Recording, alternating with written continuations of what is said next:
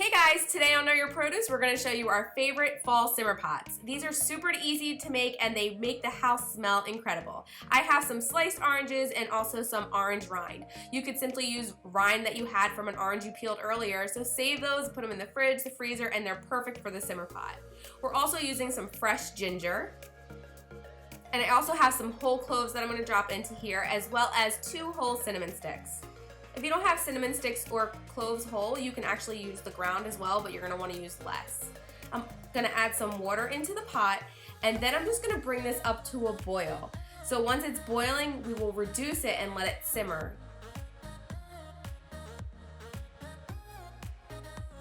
So I have it on a high heat, and you could start seeing a little bit of bubbles. I mean, I really want to get this to a rapid boil, so all those oils will start coming up into the air and we can really smell all the fragrance from them.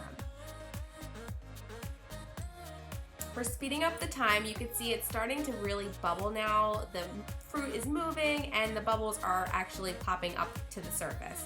So this is about good for me, and now I would just reduce this and let it simmer, and then keep an eye on it and add water as needed. And you can keep this on the stove all day and even use it for up to 2 days.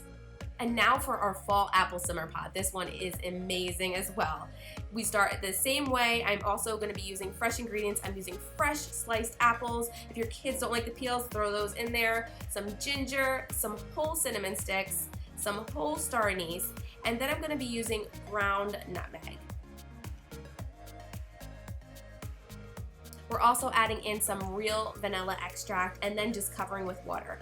The amount of water you need will depend on how big of the pot you're using, how much ingredients you have in there. Obviously, the bigger the pot, more water, more ingredients. So now it's starting to cook down. You see the water's changing a little bit, and now it's starting to boil. Again, we're just gonna reduce that and let it simmer, and you can use it throughout the day.